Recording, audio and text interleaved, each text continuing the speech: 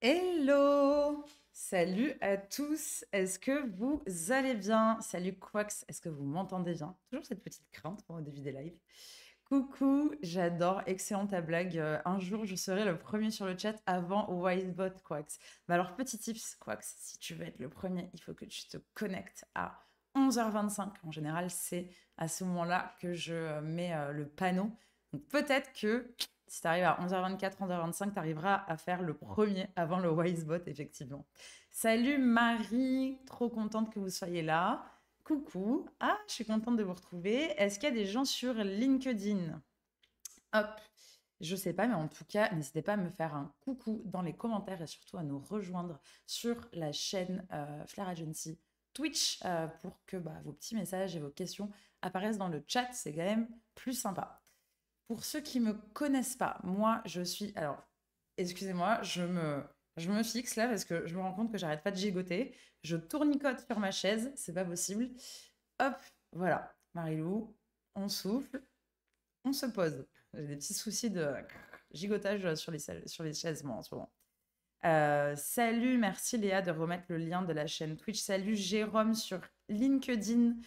Salut, n'hésite pas à nous rejoindre sur la chaîne Twitch du coup, c'est plus facile pour moi de voir tes messages qui apparaissent directement dans le chat. Pour ceux qui ne me connaîtraient pas, moi je suis Marilou Rudel. Je suis experte SEO chez Flair Agency et du coup je hoste une semaine sur deux le SEO Show qui est ton émission, ton rendez-vous SEO hebdomadaire de 1 heure tous les mardis à 11h30 sur la chaîne de Flair Agency. N'hésite pas à suivre Flair Agency, mais aussi moi sur les réseaux. Je prends énormément la parole sur LinkedIn pour parler de SEO, mais aussi plus globalement de mon agence, de la vie d'entrepreneur, etc. Donc voilà, n'hésite pas à nous rejoindre sur les réseaux ou à rejoindre aussi Kate Herchuez, qui est la deuxième animatrice de cette émission, le SEO Show. Salut Mori, long time aussi. Ouais, c'est vrai que ça fait longtemps qu'on s'était pas vu dans le chat. Trop contente de te revoir. J'espère que ça passait un bon été, que tu es en forme pour attaquer ce presque mois d'octobre qui arrive rapidement. Salut Louise, inconditionnelle des Twitch. Je te vois maintenant très souvent. Merci en tout cas pour votre soutien. Vous savez qu'on est 321 là sur la chaîne Twitch de Flair Agency. C'est assez incroyable. Et moi, je vous le dis, j'aimerais bien qu'on se lance un petit défi aujourd'hui. C'est qu'on soit 325. Je pense que c'est possible avec les gens qui nous regardent et qui m'écoutent depuis LinkedIn et même depuis YouTube. Je suis sûre qu'il y en a qui ne sont pas encore abonnés, en tout cas qui ne suivent pas la chaîne Flair Agency sur Twitch. Donc n'hésitez pas à nous rejoindre. Franchement, ça serait trop, trop cool. Toujours un plaisir de te retrouver chaque mardi. Salut Camille, merci beaucoup. Bah écoute, moi aussi, et surtout, c'est un plaisir de voir que tu utilises le chat pour la première fois. Franchement, n'hésitez pas, ne soyez pas timide. Ici, on est sur un espace qui est très safe, très bienveillant. D'un point de vue SEO, il n'y a pas de questions bêtes et tout le monde se respecte. Enfin, franchement, il n'y a jamais eu d'accro ou quoi que ce soit dans le chat. Donc, n'existez pas. N'hésitez pas vraiment à participer. C'est vraiment un plaisir pour nous de vous lire parce que c'est le but aussi de ce rendez-vous hebdomadaire du SEO Show, d'avoir un véritable partage avec la communauté qui fait le SEO aujourd'hui, mais aussi le digital et l'IA de façon plus globale. Donc voilà, moi je le redis, je suis Marie-Laure Rudel, experte SEO chez Flair Agency et aujourd'hui on va parler d'un sujet tip-top dans ce live, un sujet qui franchement est pas si évident que ça. C'est pour ça que je vais vous donner des petites tips et des petites méthodologies. C'est comment bien choisir ces sujets d'articles pour son blog. C'est pas quelque chose qu'il faut prendre à la légère et on peut avoir tendance à se dire bah ça va, c'est hyper facile et tout. Pas tant, en tout cas pour générer des perfs, pas tant.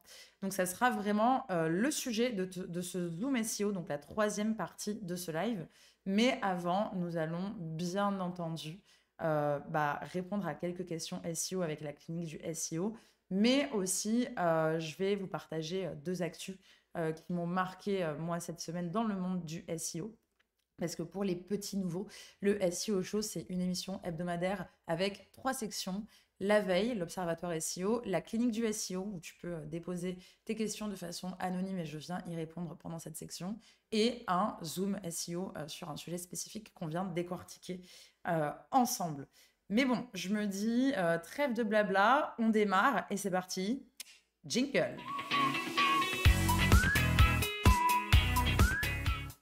Yes, j'aime toujours autant ce jingle. Je sais pas ce que vous en pensez, mais moi j'adore. Dites-moi si vous avez kiffé. Salut Gabriel sur LinkedIn. N'hésite pas à nous rejoindre sur la chaîne Twitch. C'est beaucoup plus sympa dans le chat. On rigole à mort. Moi, la première info que je voulais vous partager, n'hésitez pas à me dire d'ailleurs si vous avez des actus SEO qui vous ont marqué ces 2 dernières semaines-là. Comme ça, on pourra les décrypter ensemble ou en reparler dans un prochain live. Mais moi, la première actu que j'ai trouvée hyper cool, c'est une actu qui a été relayée notamment par Abondance. On va vous mettre le lien de l'article dans le chat. C'est la sortie, enfin l'arrivée du Store Widget de Google. En fait, c'est un petit widget qui va permettre d'afficher des informations de confiance pour les sites marchands, donc vraiment pour les e-commerce tels que des avis, la note globale du magasin, des conditions de livraison et de retour, etc., directement sur le site sous forme d'un widget, tout simplement. Donc, c'est un module qui est entièrement gratuit et qui est très facile apparemment à installer. Et excusez-moi, salut Trade. Juste faire un coucou, j'ai beaucoup de pain sur la planche avec mon retour de congé. Ah, bah écoute, bon courage. On te fait des bisous, on t'embrasse. Bon courage pour ton retour de congé et rattraper toute ta to-do. Et merci pour le courage que tu me donnes pour la préparation de l'event. Je vous en parle juste après. Merci beaucoup. Bisous Trade. Ciao, ciao. Ouais, du coup, excusez-moi, je me perds parce que en lisant le chat plus ma veille, c'est pas évident.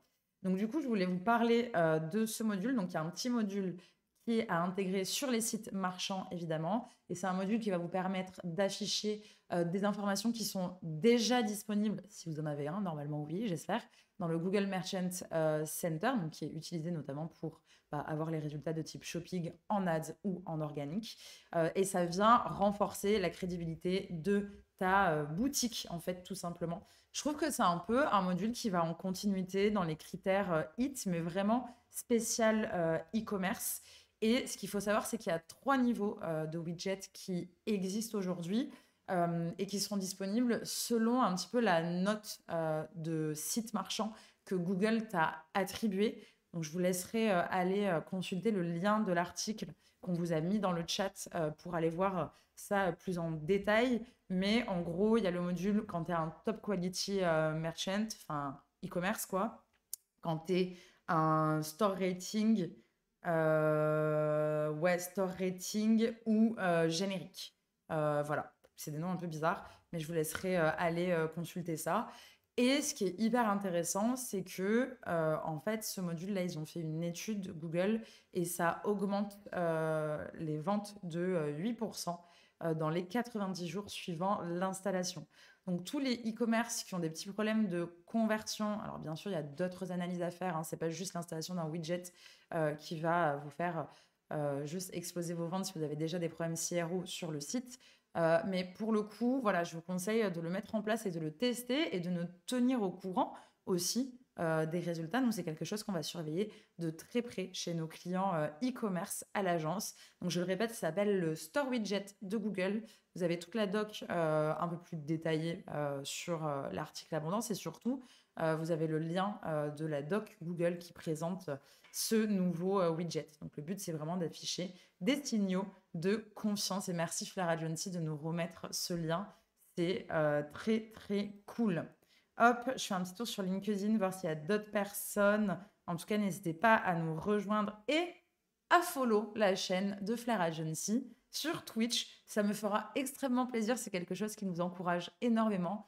On met beaucoup de cœur à l'ouvrage et de travail pour vous produire cette émission et ce contenu gratuit, je le rappelle, toutes les semaines. Et d'ailleurs, vous retrouvez tous les replays sur notre chaîne YouTube. Donc, n'hésitez pas à aller la follow aussi. Et la deuxième actu dont je voulais vous parler, déjà, est-ce que quelqu'un connaissait le Store Widget dans le chat? Est-ce que quelqu'un était au courant de cette actualité peut-être? Je bois un petit verre d'eau le temps de... Le temps de vous laisser répondre. Hop, parce que je parle trop. C'est mon problème, moi je suis bavarde et du coup après j'ai la gorge qui gratte. Connaissez pas du tout. Bah, écoute, du coup, contente de vous avoir partagé cette info. Je crois qu'elle est assez fraîche, hein, elle est sortie il y a vraiment pas longtemps. Non, on est là pour apprendre Trade. Oui, il la connaissait, mais Trade, il est toujours, Trade, il est en avance. Trade, il s'est fait une petite veille automatisée avec de l'IA, je pense, à mon avis. Il est au carton pour la chaîne, SEO. Excusez-moi, j'ai un petit souci technique. Ouais. Hop. Ouais, bien sûr. Alors, excusez-moi, j'arrive, hein. Et voilà, petit souci, hop là. Mais ça arrive, c'est ça qui est rigolo avec le live, c'est qu'ici on est très spontané. Et bah oui, parfois je dois être présente pour mon équipe et du coup, c'est comme ça. Mais ouais, Trade, c'est grave le pro. Ah, t'as même pas de solution automatisée. Il a juste sa liste Twitter. J'adore ça, plus LinkedIn et je vois tout. Non, mais c'est vrai. En tout cas, je voulais vous parler d'une deuxième actu. Cette actu, je vous en avais parlé dans le premier live de retour de la rentrée. C'était, vous savez, le fameux spam update qui était en cours de déploiement. Eh bien, ça y est, là, il est terminé. Google a annoncé que ça y est, le spam update était entièrement déployé. Et c'est une bonne nouvelle quelque part parce que, en gros, ça veut dire que bah, du coup, ça va commencer à se stabiliser et on va pouvoir commencer à checker si oui ou non on a été impacté. Vous allez le voir assez vite dans les prochaines semaines, je pense. Donc ça, vraiment, restez au plus proche de vos performances pour bien vraiment checker si vous avez pu être impacté par le spam update. Donc, je vous rappelle que le spam update, hein, c'était un update de Google, donc c'est différent d'un core update par exemple. Là, c'est plutôt pour lutter contre tout ce qui va être considéré comme spammy, donc des liens de mauvaise qualité, du contenu spammy en masse, de la manipulation des moteurs, etc. Donc, si votre site est touché, déjà checkez bien sur la Search Console comment se comportent vos performances. Alors, je sais qu'il y a eu des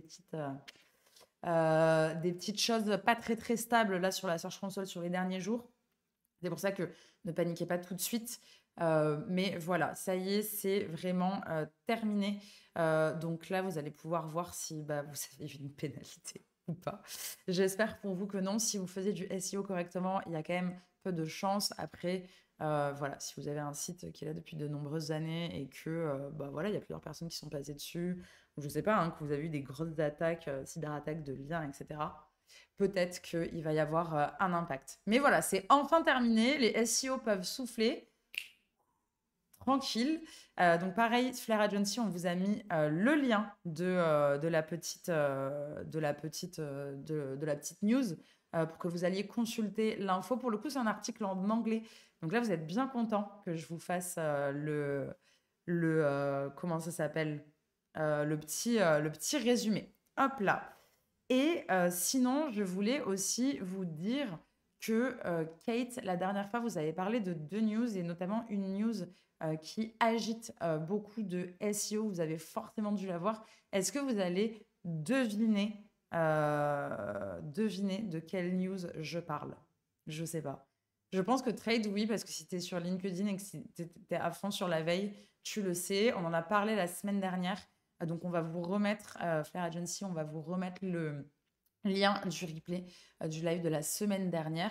Mais c'est sûr, exactement, bravo Paris, bravo Paris, bravo Louise, Paris 13, c'est le égal num 100, c'est la fin du égal num 100.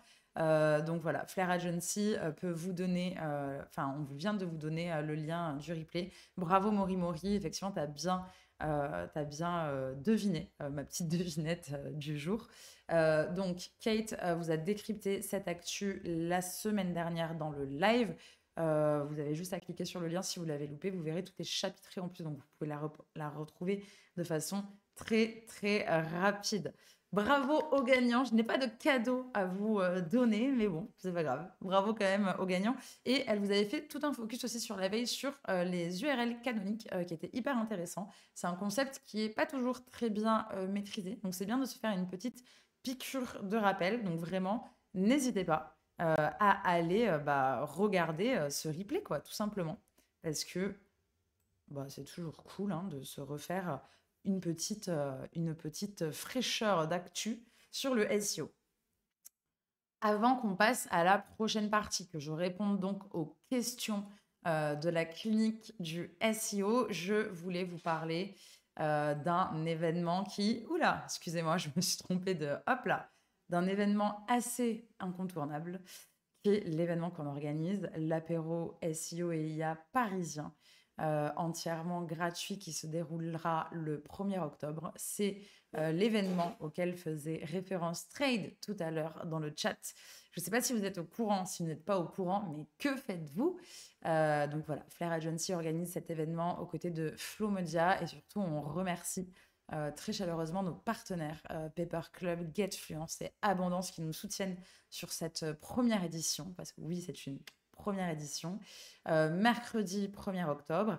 Et l'information que je voulais vous partager, parce que là, on est en train d'exploser les quotas de liste d'attente. Hein. On est presque 300 maintenant, je crois, sur la liste. Voilà, on est en train d'exploser les quotas. Merci pour cet engouement. Franchement, c'est ouf.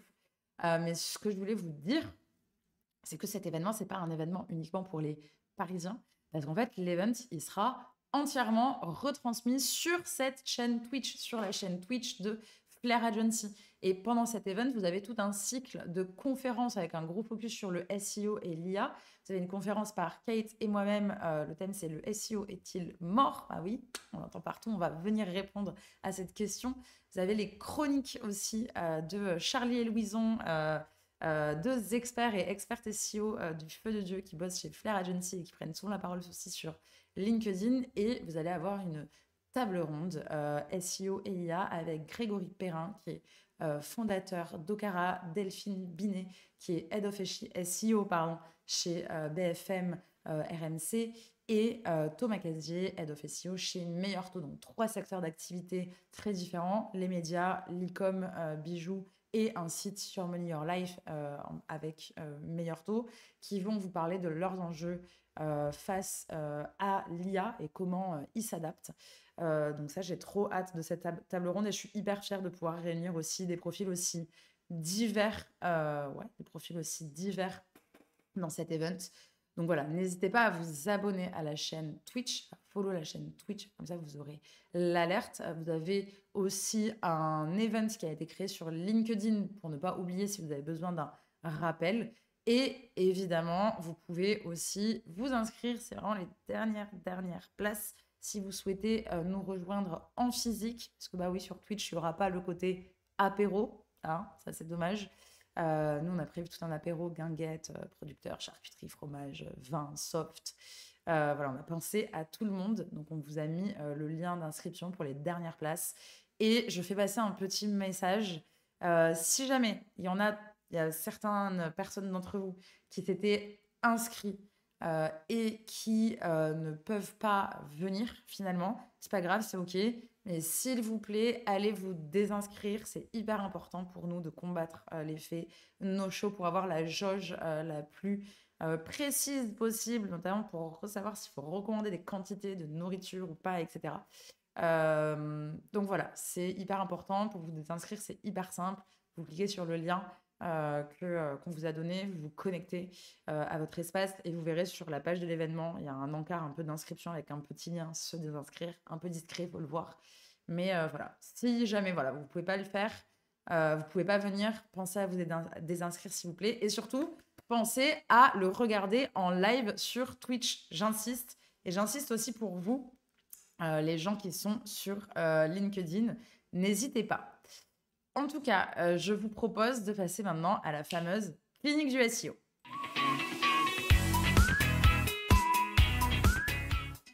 J'aime toujours autant ces jingles. Je sais pas vous, mais moi, je m'en lasse pas vraiment. Donc, n'oublie pas que si tu veux voir ta question apparaître dans la clinique du SEO, il te suffit de poser cette question via le formulaire qu'on va te mettre dans le chat tout de suite. C'est hyper simple, c'est anonyme et voilà, toutes les semaines, on vient répondre à vos questions SEO. Et je démarre tout de suite avec la première question SEO. Une question Anonymous. Je prépare un mini-jeu pour faire de la rétention sur mon site. J'hésite à le mettre en no-index pour inciter les gens à revenir sans taper le nom du jeu dans Google. Je ne sais pas comment vous comprenez cette question. Moi, j'avoue, j'ai eu du mal à bien la comprendre, à bien la décrypter. Mais du coup, pour moi, ta question, c'est un peu, OK, quand j'ai des jeux concours, des opérations spéciales et que je crée des pages, est-ce que je dois l'indexer, pas l'indexer? Quelle est la bonne pratique? Moi, c'est un peu la façon dont je l'ai comprise. Je pense qu'il y a une subtilité que j'ai pas. Donc, je suis désolée si j'ai pas bien compris la question. N'hésite pas à me redire dans le chat là si bah, j'ai mal compris. Mais du coup, moi, ce que je conseille, ah, c'est toi la question. Bah écoute, n'hésite pas à me dire, Quax, si je... je vais te répondre. Et tu me dis si j'ai pas répondu à ta question, parce que j'ai eu du mal un petit peu à la comprendre. Bon, je me lance, Quax.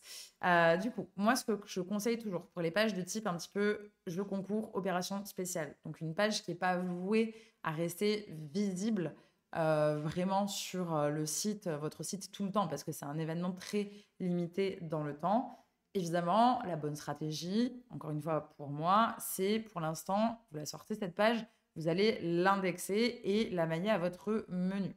Pourquoi? Parce que en général, un jeu concours, on communique dessus de façon digitale, donc effectivement sur son site internet, mais aussi à travers ses réseaux sociaux, sa newsletter, pourquoi pas la télé si tu fais des campagnes télé, la radio si tu fais des spots radio, etc. Donc il y a plein de canaux différents.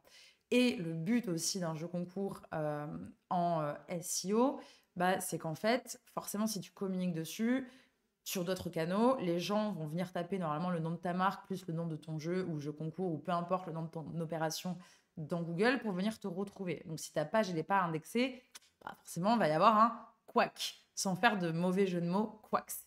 J'espère que ma blague était bien. Moi j'ai adoré. Salut Fitoun, coucou, trop bien que tu sois là.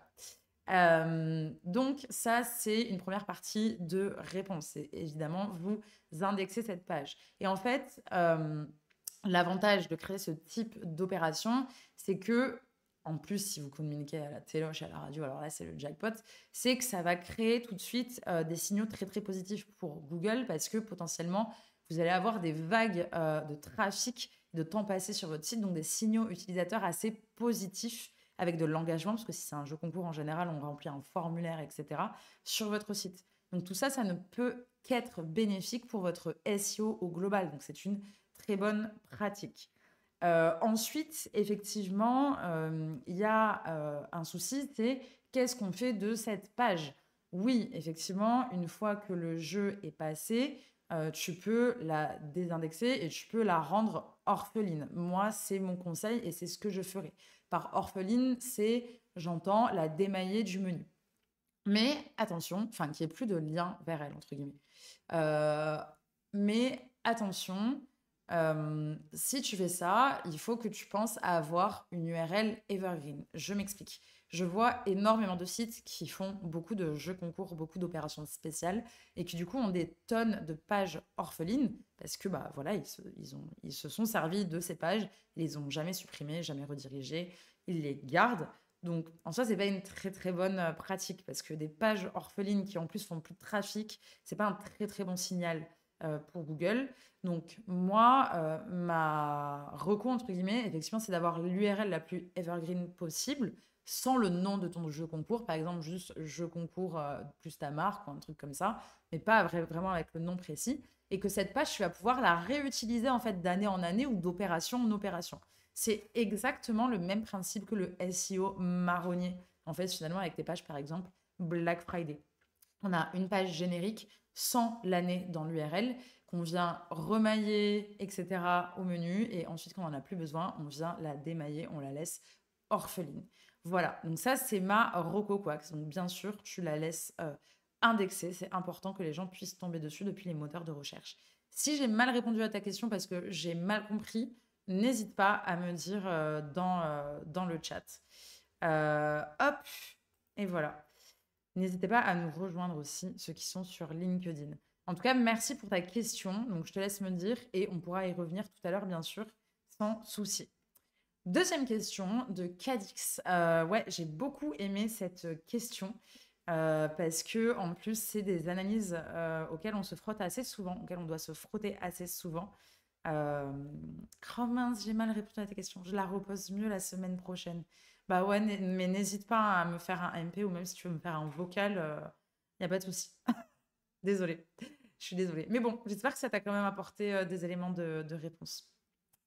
En tout cas, Cadix, sa question, c'est il a un blog avec beaucoup d'articles, il ou elle, hein, d'ailleurs, je ne sais pas, avec beaucoup d'articles anciens qui ne génèrent plus de trafic et il se demande qu'en faire, que faire de ces articles. Bah oui, effectivement, je pense que je ne vous apprends rien, mais d'avoir un gros volume de pages qui fait genre 0 clic depuis des mois, 0 clic ou très peu, genre qui représente, je sais pas, 0,02% de trafic de votre site global, c'est pas une excellente pratique parce que ça envoie pas un très très bon signal à Google. Surtout maintenant qu'on a la confirmation que bah il y a toute une partie NavBoost de critères et de signaux d'utilisateurs, enfin d'utilisation, de trafic, de navigation qui sont pris en compte par l'algo pour pousser ou déclasser une page, un domaine. Donc, effectivement, c'est ce qu'on appelle le nettoyage de printemps. C'est hyper important de se faire ça, de se faire une petite routine là, une fois par an, de refaire le point sur toutes les pages qui ont été créées et notamment dans le blog et qu'est-ce qui fonctionne, qu'est-ce qui ne fonctionne pas. Donc ici, pour moi, il y a un peu la première chose à faire, c'est vraiment qu'il faut que tu récupères toutes les URL de ton blog, donc tu lances un crawl et tu vas aussi faire une analyse via ta GSC pour récupérer effectivement et Google Analytics toutes les pages qui font plus de trafic. Et il faut que tu arrives à checker en fait quel mot-clé est visé par quel sujet et que tu arrives à faire une analyse de est-ce que ce mot-clé il est toujours pertinent pour moi, pour mon secteur d'activité. Est-ce que je ne me suis pas plantée en choisissant ce sujet d'article de blog sur lequel j'ai rédigé, par exemple? Et est-ce que surtout cet article, il ne fait pas doublon ou il ne vient pas cannibaliser un autre article de mon blog, ce qui fait que celui-ci a complètement été mis de côté et ne marche plus du tout. Ok. Si tu es dans la configuration où il ne fait pas doublon et où l'article il vise un sujet et un mot-clé pertinent sur lequel tu n'es pas encore visible, enfin bref, que tu dois absolument explorer, bah alors là, la bonne pratique, c'est de faire une mise à jour de ton article. Et par mise à jour, j'entends d'abord aller checker si cet article il répond précisément à ce que l'internaute attend, la fameuse intention de recherche, et si tes concurrents qui sont positionnés sur ton mot-clé visé ne font pas mieux que toi. Ton but, c'est de faire mieux qu'eux. Donc, de revoir, par exemple, la structure de ton article et les informations qui sont données dans ton article. Et aussi de faire un update à travers des datas qui sont plus récentes, plus fiables, en citant des sources, et vraiment de faire un update à travers le filtre des critères HIT qu'on donne assez souvent en SEO. Donc ça serait, tu vois, ma première étape. Et enfin, en fait, je fais cette analyse et c'est ma première conclusion. Et si tu as un article, si tu t'aperçois que tu as un article qui est plus pertinent, qui fait un peu doublon, qui se cannibalise déjà, mais qui est positionné et qui génère du trafic, et ben, tu vas pouvoir te dire, OK, bah, l'article qui fait pas de trafic, s'il a généré du trafic dans les 12 derniers mois, je vais quand même le rediriger en 301 vers cet article. Parce qu'en fait, ils sont vers l'autre article, pardon, qui traite du même sujet en mieux et qui, lui, est positionné. Parce qu'en fait, ils sont doublons. Donc ça, c'est la deuxième configuration. Et la troisième configuration, si vraiment tu vois que ton article n'est pas pertinent, que c'est pas un mot-clé pour toi, que ça fait au moins, en tout cas plus de 12 mois qu'il a généré genre zéro trafic, vraiment genre zéro trafic, qu'il n'est pas visité depuis ton site sans checker avec Google Analytics, etc. Bah franchement, la solution, c'est que à la limite, tu peux le supprimer. Donc pourquoi pas le passer en 410. Mais attention, il faut vraiment qu'il ait plus fait de trafic depuis longtemps et check bien aussi s'il n'a pas des liens, s'il ne reçoit pas des backlinks pertinents. Dans ce cas-là, si tu as des backlinks assez cool, fais une redirection vers un article en 301, vers un article correspondant pour retransmettre l'autorité. Voilà Cadix, je t'ai donné du coup mes 3 conseils, mes 3 recos de moi, comment je m'y prendrais pour traiter cette problématique. C'est une problématique qui est hyper importante en SEO parce qu'on y fait extrêmement souvent face, je trouve. Et en tout cas, n'hésitez pas et n'oubliez pas de faire ce genre d'analyse en fait. Et troisième question, oh le chat, je vous sens mou, je veux des réactions dans le chat.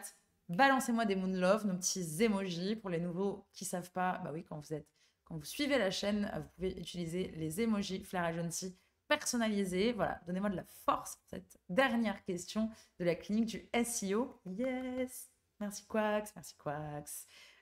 J'adore. Allez, réveillez-vous. Moi, je vous secoue. On est là pour parler SEO. On fait travailler ses méninges aujourd'hui. On ne s'endort pas derrière son écran. Et vous me dites si je suis ennuyeuse. Pardon, mais on travaille en même temps. Bah oui, j'imagine. Excusez-moi. Oh, désolée. J'arrête de vous engueuler alors. J'arrête de vous engueuler. Merci Fitoun. Dernière question. Excusez-moi, je bois un petit peu d'eau. Sinon, je sens que je vais avoir un chat dans la gorge très rapidement. C'est quand je tape ma marque dans Google, mon site n'apparaît pas en premier. Comment corriger ça? Ah là là. Ça, c'est un problème qui peut malheureusement être assez fréquent. Rajstar. Donc, merci pour cette question. Et je dirais déjà un réflexe SEO à avoir, comme quoi le SEO, il se pense vraiment en amont, c'est que au moment de créer votre marque, de choisir le nom de votre marque et votre nom de domaine, tapez vos idées dans Google et regardez ce qui se passe. Parce que je prends un exemple tout simple. Il y a une marque de fringues qui s'appelle Balzac Paris, qui a un peu struggle avec ça pendant longtemps quand elle est née. Parce qu'en fait, Balzac, c'est le nom de famille de l'auteur Honoré de Balzac. Et du coup, pour Google, Balzac, le terme Balzac, il est associé à l'entité Honoré de Balzac. Il y a une fiche Wikipédia, certainement un knowledge graph, etc. Donc, forcément, toi, tu arrives avec ta nouvelle marque qui emprunte un nom commun, voilà, en tout cas quelque chose de déjà assez connu et qui est déjà très bien identifié par Google. Bah ouais, c'est vrai que tu vas un petit peu plus galérer. Euh, donc franchement, pensez à ça quand vous créez le nom de votre marque. C'est vraiment hyper important. Ok. Mais du coup, si c'est trop tard et que effectivement ta marque, tralala, il y a plein de trucs, c'est pas connu, il y a d'autres trucs qui se positionnent dessus pour Google, genre d'autres marques ou une entité ou un personnage public, peu importe. Moi, la première chose que je ferai et que je vérifierai, c'est de m'assurer que ma homepage, elle est bien optimisée avec, par exemple, le nom de ma marque en H1, que c'est répété plusieurs fois, etc. Et qu'elle est très bien optimisée d'un point de vue SEO, avec une belle structure, que techniquement mon site soit parfait, etc. En fait, la base du SEO, vraiment. Et de m'assurer que j'ai bien des pages un peu marques qui justement parlent de ma marque, de mon histoire, de qui je suis, de pourquoi je le fais, pourquoi j'ai créé ça, etc. Pour commencer à établir un branding, en fait, tout simplement, un branding sur votre site et en fait, vous cartographier vous-même comme une entité. Donc ça, déjà, c'est assez important. Ensuite, quelque chose à ne pas négliger. Ah, d'ailleurs, je refais le pont avec le live de la semaine dernière de Kate. C'est la création de votre fiche Google Business Profile, anciennement les sites GMB. Parce que ça aidera Google aussi à vous percevoir comme une entité, comme une entreprise qui s'appelle comme ça, qui a un site à cette adresse, qui a tels réseaux sociaux, qui a telles informations, etc. Donc ça, c'est hyper important. Et il y a beaucoup qui ne le font pas. Et vraiment, je vous jure que ça peut changer la donne. Et en plus, c'est des fiches sur lesquelles vous avez la possibilité aussi de vraiment... Il y a une richesse de contenu incroyable à aller créer là-dessus. Donc, n'hésitez pas à aller visionner, pareil, le replay du live de la semaine dernière. Merci Claire Agency pour le lien, si vous voulez en savoir plus.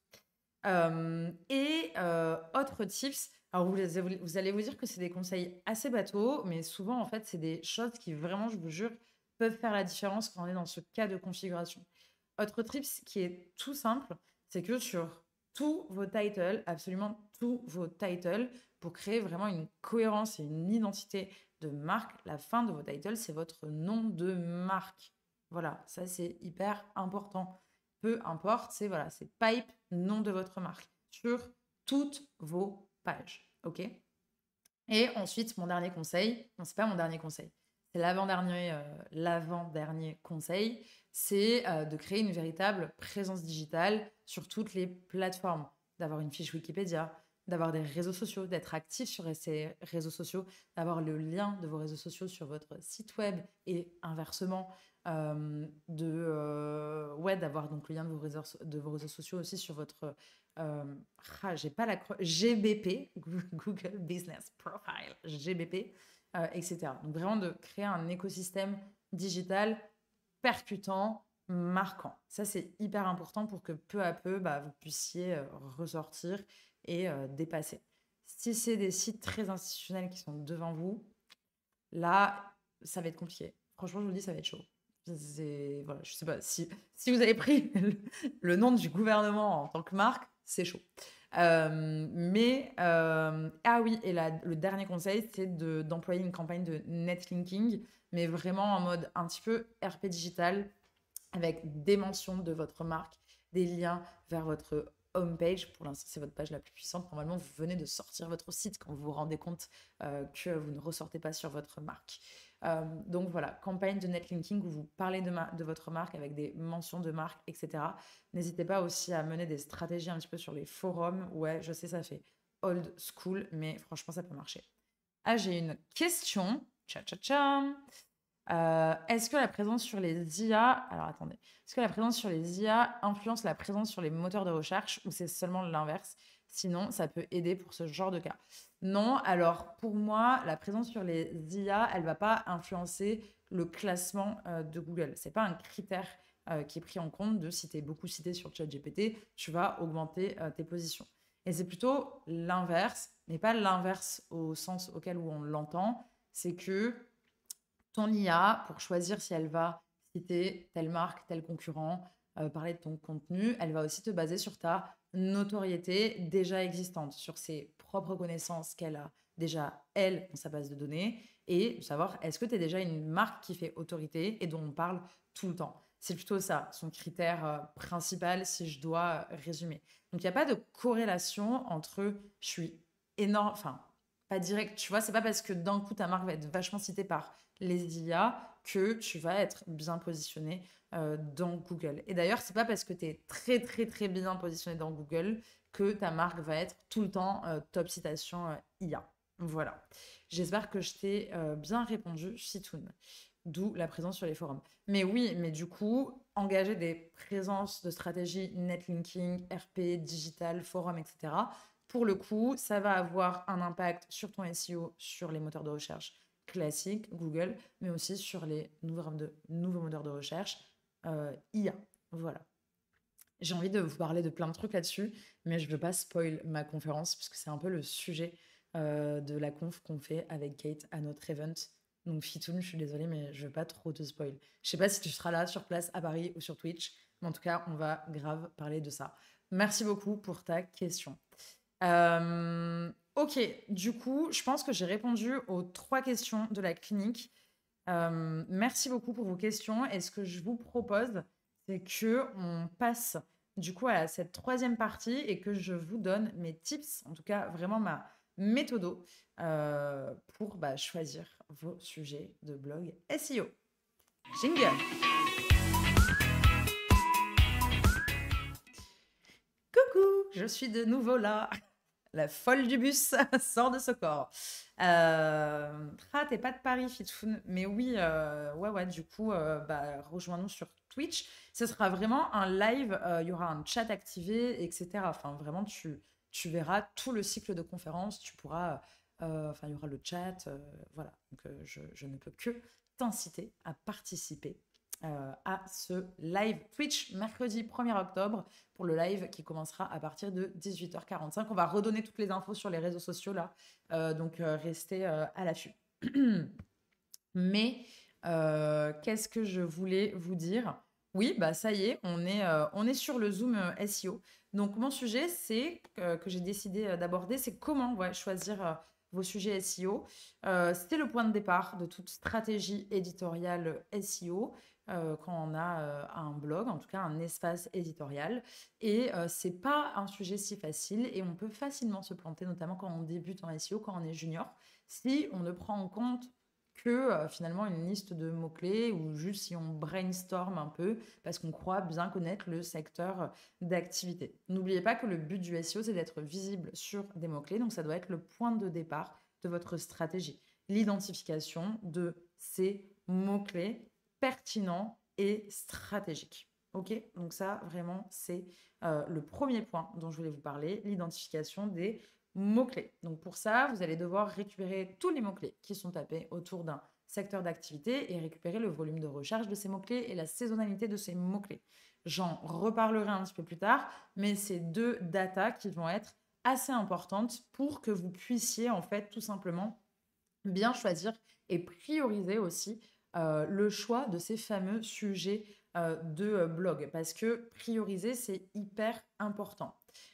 Pour vous donner un exemple concret, vous n'allez pas pouvoir écrire sur toutes les thématiques que vous avez dans votre secteur d'activité, en tout cas dans votre site, en même temps. Votre but pour être visible, pour générer du trafic, pour que Google se dise hey, ce blog, ça vaut vraiment le coup que je le positionne de façon haute dans le top 3 de mes pages des résultats, c'est d'être expert de votre sujet. Donc vraiment avoir une thématique un peu plus niche à l'intérieur de cette thématique et d'écrire sur tous les sous-sujets de cette thématique. Il ne faut rien louper. Il faut vraiment écrire tout ce que tu peux à ce sujet. Mais pour écrire tout ce que tu peux à ce sujet, tu vas pas juste faire un brainstorming dans ta tête. Tu vas avoir besoin de identifier tous les mots-clés qui sont tapés, réellement tapés par les internautes autour de ce sujet. Parce que ton but, ça va être de créer un mini cocon sémantique. Je te prends un exemple très précis. Imaginons, j'ai un site de bagnoles. Ouais, j'aime bien les bagnoles. Voilà, c'est comme ça. J'aime bien prendre cet exemple. Je trouve qu'il est assez facile à visualiser. Moi, je vends des voitures électriques. Ok, je vends des voitures électriques. Je suis une nouvelle marque de voitures électriques. C'est un marché qui est quand même déjà assez saturé. C'est des mots-clés qui sont extrêmement concurrentiels, qui ont plus de 70 000 recherches mensuelles, etc. Comment je vais faire? Je sais qu'il faut que je devienne experte de mon sujet autour de la voiture électrique. Donc, je vais devoir créer effectivement ce petit cocon sémantique et à travers l'étude, mon analyse sémantique, l'étude de mes mots-clés que j'aurai identifiés, je sais qu'il y a plusieurs sous-sujets autour de la voiture sémantique, j'allais dire, de la voiture électrique, qui sont l'autonomie de la batterie, la recharge, les différents types de motorisation, donc la recharge à domicile, la recharge publique, la recharge en entreprise, etc. Ok? Donc, tout ça, c'est des sous-sujets que je vais devoir traiter à travers mes pages business, mais aussi les pages de mon espace éditorial.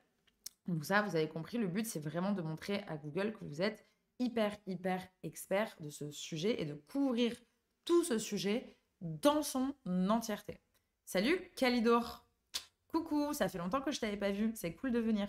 On est bientôt à la fin du live, mais tu auras le replay sur YouTube. Et là, je parle de comment choisir ces sujets SEO. Donc ça serait vraiment mon premier type, d'avoir une analyse sémantique, donc une liste de mots-clés hyper exhaustive autour d'un sujet où vous allez vraiment cartographier, mindmapper tous les sous-sujets autour de ces sujets. Donc comme je viens de faire avec l'exemple des voitures électriques, ok? Et à partir de là, vous allez pouvoir commencer à construire une stratégie éditoriale pérenne sur le long terme qui va vous faire peut-être ou pas ranker. La deuxième étape, je sais que c'est un mot galvaudé et un petit peu à la mode, mais effectivement, c'est de bien checker l'intention de recherche de vos mots-clés. Ah oui, parce que si ton mot-clé, il a une intention plutôt transactionnelle, entre guillemets, la schématise et je réexplique après, tu vas pas faire un article de blog. Il est commun de dire qu'il y a à peu près je vais parler en tout cas de ces trois grandes familles d'intentions de recherche, transactionnelle, informative, commerciale. On va se dire, tout ce qui est plutôt informatif, c'est plutôt des mots-clés que je vais cibler à travers des espaces éditoriaux, donc par exemple mon blog. Okay, donc ça, c'est bien de pouvoir les identifier pour s'assurer qu'on va écrire le bon type de contenu sur le bon type de page. Et j'insiste sur le bon type de page, sur ce qu'attend Google. Et pour le coup, pour évaluer l'intention de recherche d'un mot-clé, il y a des outils qui vous proposent cette fonctionnalité, SEMrush, Ahrefs, etc. Vous pouvez aussi le faire de façon tout à fait autonome en réfléchissant de par la construction, la nature sémantique de la requête qui vous donne énormément d'informations. Mais aussi, moi, ma technique préférée, c'est de récupérer toutes les URL qui sont positionnées sur ces mots-clés dans les 10 premières positions et d'avoir une cartographie de quel type de page c'est. Est-ce que c'est une page produit? Est-ce que c'est une page catégorie? Est-ce que c'est un article de blog? Est-ce qu'il y a de la vidéo dedans? Est-ce que machin? Et tout ça, ça va me donner une idée de, OK, qu'est-ce que je vais devoir construire comme sujet pour cibler ces mots-clés sur quel type de page, avec quel type de contenu. Donc ça, vraiment, j'insiste là-dessus parce que je vois encore beaucoup d'erreurs sur des sites où il y a des articles de blog qui ne ciblent absolument pas les bons mots-clés, qui ciblent la mauvaise intention, etc. et qui du coup ne perfent pas. Donc ça, c'est vraiment hyper, hyper important. Et si vous ne deviez n'avoir qu'une règle, mais vraiment qu'une seule règle à retenir pour choisir vos sujets de blog, et là, je vais vous donner un maxi tips qu'on a trop tendance à oublier. Parce que, vous êtes d'accord avec moi, quand on veut travailler son blog, on va avoir tendance, on veut choisir des sujets sur lesquels, forcément, on se dit, je vais choisir des sujets sur lesquels je ne suis pas visible. Il faut que j'étende mon champ sémantique. Il faut parler de tout ça, même quand on a cette réflexion de cocon sémantique, etc. Ouais, mais du coup, il faut avoir à l'esprit que si ton site n'est pas mature en SEO et que tu n'es pas du tout visible d'abord sur cette thématique, tu vas galérer, mon pote.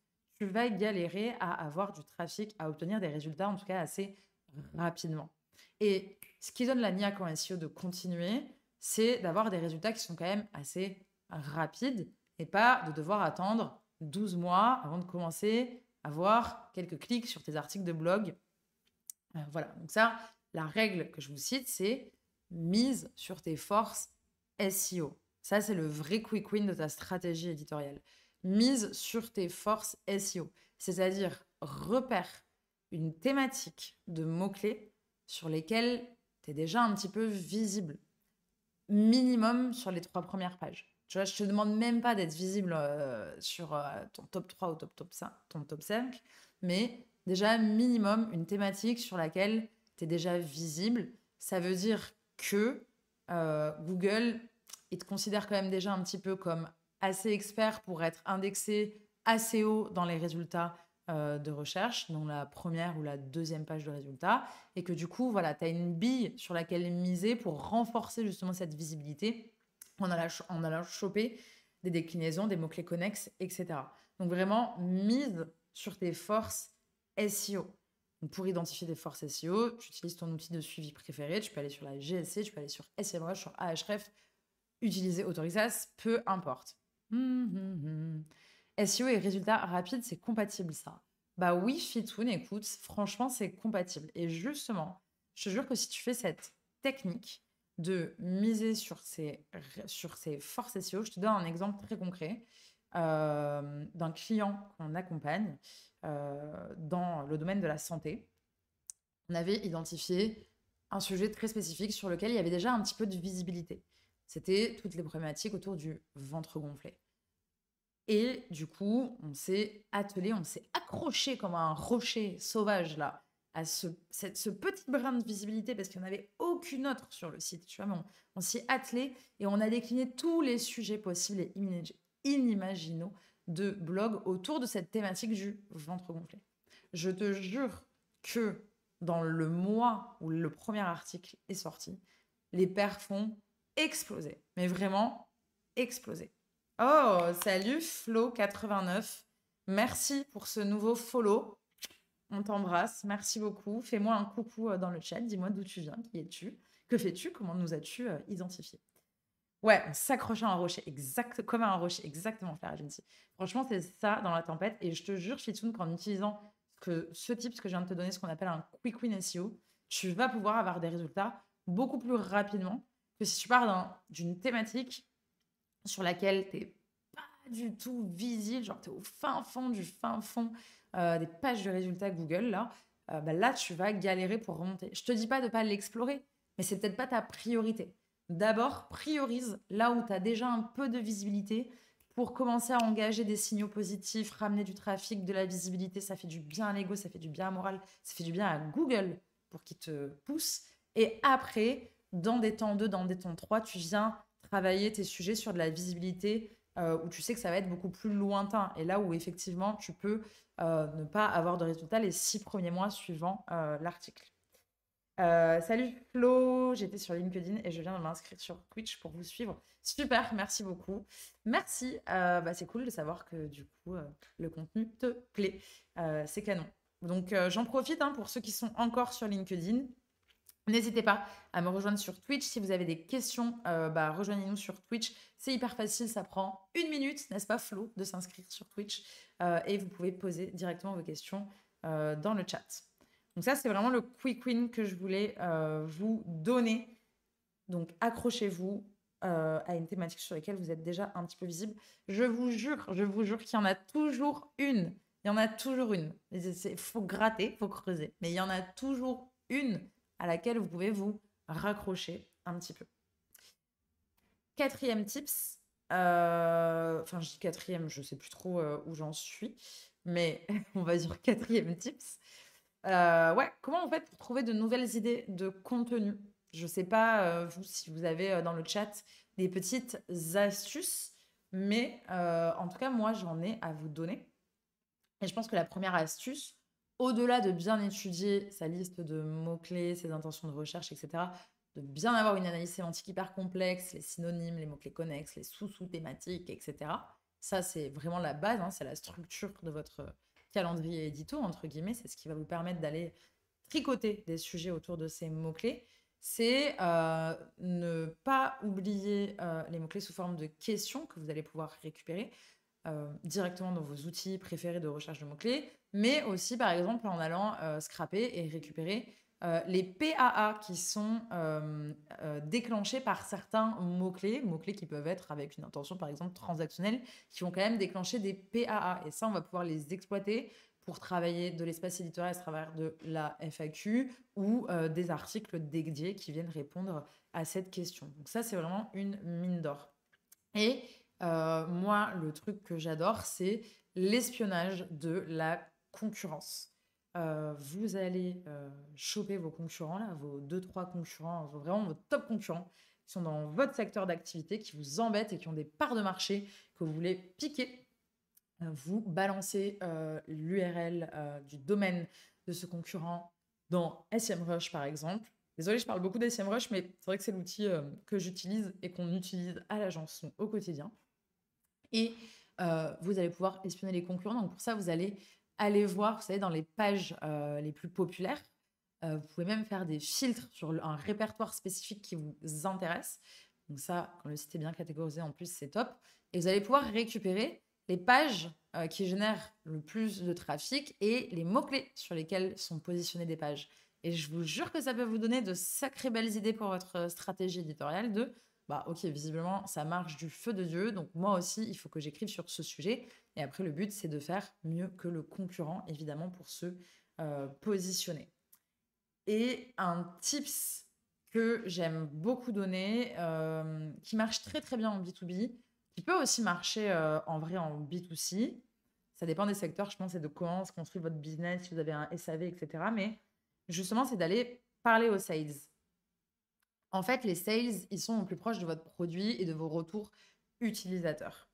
Et c'est pour ça que je vous dis ça marche extrêmement bien dans le B2B. Parce que dans le B2B, on peut avoir parfois des secteurs d'activité qui sont un peu niches, pas beaucoup de volume, pas beaucoup de mots-clés, on va pas se mytho.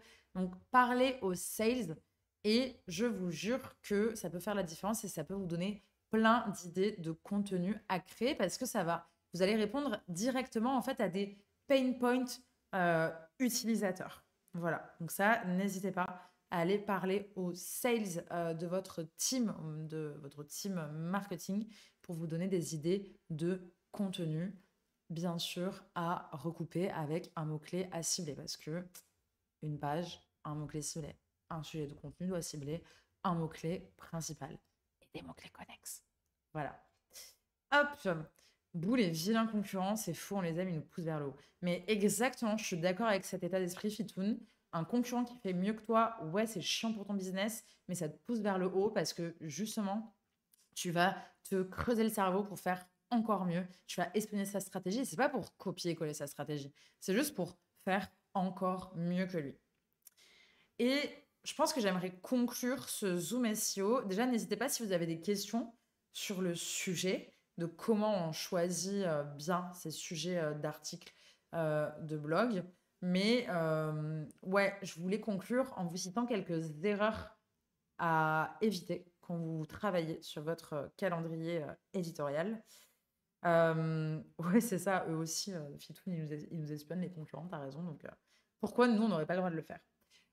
C'est, voilà, ne partez pas. Ce que je vois souvent, c'est on part sur des sujets un peu larges, un peu génériques et pas assez spécifiques.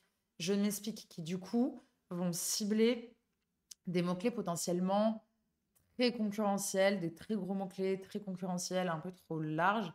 Gars, si tu as un nobody du SEO, si ton site c'est un nobody du SEO, tu vas pas y arriver. Donc encore une fois, arrête de me prioriser ça et cible. En fait, il faut trouver ta niche dans ta thématique. Tu vois, tu as la thématique de ton site, tu as plusieurs thématiques dans ton site. Il faut que tu trouves ta thématique niche sur laquelle tu vas écrire à fond, en tout cas au début quand tu lances ton espace éditorial. Ne t'attaque pas à du trop générique, à du trop large. Sois spécifique. Vraiment, sois spécifique sur cette niche. Donc vraiment, et pour ça, n'oublie pas de bien checker le volume de recherche de tes mots-clés.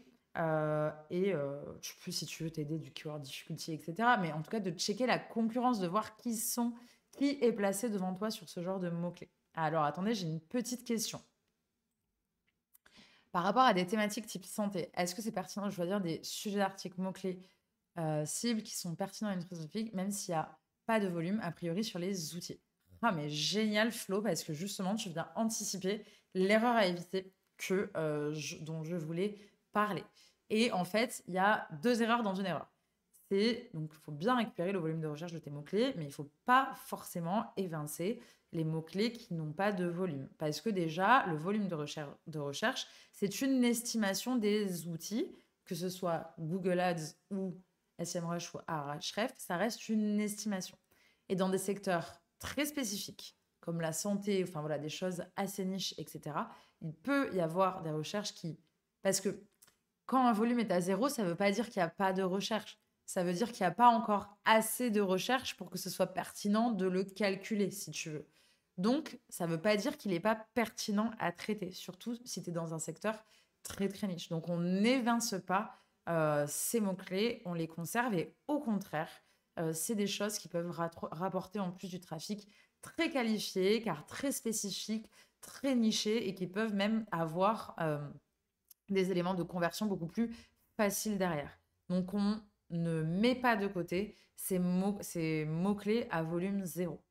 Par contre, si on est dans un secteur où là, la richesse sémantique est quand même beaucoup plus élevée, moins spécifique, moins niche, tu auras forcément des mots-clés à zéro, à très peu ou à très faible volume de recherche. C'est pas ta prio de traiter tous les mots-clés avec genre pas de volume de recherche. Il faut quand même rapporter un peu de trafic. Donc ça, c'est une balance à faire dans la priorité. Mais oui, surtout, on n'évince pas les mots-clés qui te semblent ultra pertinents, ultra spécifiques et qui n'ont pas de volume. C'est toi aussi qui connais ton secteur, c'est toi qui connais ta niche. Donc, tu vas aller me les travailler. Et franchement, notamment dans le B2B et même, comme tu dis, dans la santé, il y en a la tonne. Et ce que je te conseille, donc je ne sais pas sur quel type de site tu évolues, mais dans la santé, si par exemple tu as un e-commerce qui traite de thématiques de santé, mais que les mots-clés que tu vises, en tout cas au début, tu vois que les concurrents, c'est genre des pharmacies, des modèles, enfin non, pas forcément des pharmacies, mais surtout des, tu sais, des manuels genre, mince, comment ça s'appelle Le Vidal, Amélie, des trucs très institutionnels de santé qui se positionnent dessus. N'y va pas tout de suite. N'y va pas en priorité, ça ne sert à rien. Google ne va pas favoriser, par exemple, le blog d'un site e-commerce versus des sources institutionnelles sur ce type de mots-clés. Voilà, j'espère que j'ai bien répondu à ta question, Flo. Il faut voir aussi le persona, certains mots-clés ultra spécifiques attirant des prospects 100% qualifiés. Exactement, c'est une balance de plein de critères à croiser et à mettre en forme. Non, tu répètes pas, t'inquiète, tu nous as pas pris le cours. Très clair. Bon, bah super. Donc voilà, on a parlé du fait de ne pas s'attaquer tout de suite à des mots-clés ultra concurrentiels. On a parlé du fait qu'il fallait checker les volumes de recherche, mais qu'on n'évinçait pas les mots-clés à zéro, notamment dans des secteurs nichés, très spécifiques, très B2B. Parce que c'est une configuration qu'on voit là, qu'on voit beaucoup. Et l'autre conseil que je voulais vous donner dans le choix de vos sujets, mais là, qui rejoint plutôt la construction d'un d'un calendrier éditorial au global, c'est de ne pas checker la saisonnalité. Parce que tes mots-clés, ils peuvent avoir des pics de recherche. Je sais pas, par exemple, tu as un pic de recherche en avril sur ce sujet-là. Toi, ton but, c'est que tu captes tout ce trafic potentiel qui est au plus haut. Donc, il faut vraiment checker la saisonnalité pour pouvoir anticiper sa production de contenu et la mise en ligne. Moi, ce que je conseille toujours, c'est une mise en ligne 3 mois, voilà, minimum avant le pic de recherche. C'est une règle que tu peux te fixer. En tout cas, moi, ce dont je voulais vous parler, surtout, c'est n'hésitez pas à ventre gonflé contre plat, ça doit être saisonné au début de l'été. Ouais, j'avoue, certainement. Mais j'espère que j'ai été assez claire dans toutes ces règles que je vous ai données. Et surtout, je voulais vous parler. Alors, oui, désolé, hein, ça fait un peu à l'instant promo. Mais je voulais vous parler du fait que j'ai lancé une formation sur la rédaction SEO. Vous savez, on a un catalogue de formations en ligne avec Flair Agency. On va vous mettre les liens dans le chat. C'est vraiment du snack learning, des sujets de formation, des modules ultra ciblés pour vraiment les professionnels qui n'ont pas de temps à perdre. Et c'est des formations ultra concrètes et très activables. Et j'ai une formation notamment qui s'adresse potentiellement à des gens qui veulent se reconvertir, par exemple, en rédaction web, ou en tout cas qui sont tout seuls pour gérer leur SEO et gérer leur calendrier éditorial et produire leur contenu. Toute une formation où je vous explique comment on écrit des bons contenus, mais surtout aussi comment on choisit ses bons sujets. Donc voilà, quelque chose de beaucoup plus évidemment détaillé et poussé de ce que je viens vous dire là. Mais avec ça, vous avez déjà de très bonnes bases. Donc n'hésitez pas à aller consulter le programme de la formation. Et parce que je sais que c'est vrai qu'on aime bien, nous on aime bien en tout cas prouver que nos contenus sont de qualité avec des choses gratuites comme on fait sur les live Twitch toutes les semaines. Il y a une formation aussi qui est tip top, qui est hostée par Kate pour le coup sur le SEO local et qui est entièrement gratuite. On vous met le lien, donc n'hésitez pas à vous inscrire à cette formation, à tester nos formations gratuites et si vous avez envie d'aller plus loin, de choisir une nouvelle formation qui sont à petit prix, courtes, activables et concrètes dans notre catalogue SEO. Voilà, j'espère que vous avez apprécié ce sujet. N'hésitez pas à me reposer les dernières questions avant que je clôture ce live. Mais en tout cas, moi, j'ai passé un moment délicieux, vraiment, avec vous, les amis. Alors, je sais pas que je vous mince, comment on dit, que je vous ghost, mais je check juste s'il y a des gens sur LinkedIn auxquels j'aurais pas répondu, mais je crois pas. Hop, donc ça, c'est parfait. Écoutez, si vous n'avez pas d'autres questions, eh ben, je vous dis un grand merci. N'hésitez pas n'oubliez pas qu'il y a ce fameux événement le 1er octobre, qu'il est accessible sur Twitch. Il y a l'événement sur LinkedIn, vous pouvez le retrouver en tapant apéro SEO et IA parisien. On va recommuniquer dessus sur nos réseaux sociaux. Il reste quelques places, vraiment les toutes dernières en inscription. C'est un événement gratuit. Donc voilà, j'espère vous y voir. Je reçois à l'instant la notif, je me dis chouette, je vais assister au live et là c'est la fin. Idric, oh ben mince, c'est bizarre, t'as dû avoir... vous aussi, vous avez reçu que maintenant les notifs de début du live? Ça me paraît bizarre. Mais ben mince, bah Idric, t'inquiète, tout le live sera dispo sur YouTube en replay dès cet après-midi, avec le chapitrage et tout. Donc tu pourras retrouver tout ce qu'on s'est dit en live sur YouTube. En tout cas, merci quand même d'être venu. Écoutez, bah moi je vous embrasse tout le monde. Bah ouais, je suis comme ça. Moi je suis sympa, je vous fais tous de gros bisous. On se retrouve sur les réseaux sociaux. N'hésitez pas à aller vous abonner à mon profil pour voir toutes les actus, pour voir quand est-ce que je fais des lives aussi, même si c'est tous les mardis à 11h30. Il y a Kate et il y a moi, on fait des lives. Donc comme ça, vous pouvez voir le programme de nos lives. On en parle sur les réseaux sociaux, sur LinkedIn. On diffuse du contenu sur le SEO. N'hésitez pas aussi à suivre la page Flair Agency. Et passez une excellente journée. Je vous dis à très bientôt et à la semaine prochaine, 11h30, pour le live SEO Show avec Kate. Salut Louise Paris, salut tout le monde, salut Flo, ciao ciao, ciao ciao. Merci, bye bye, à mardi. Salut!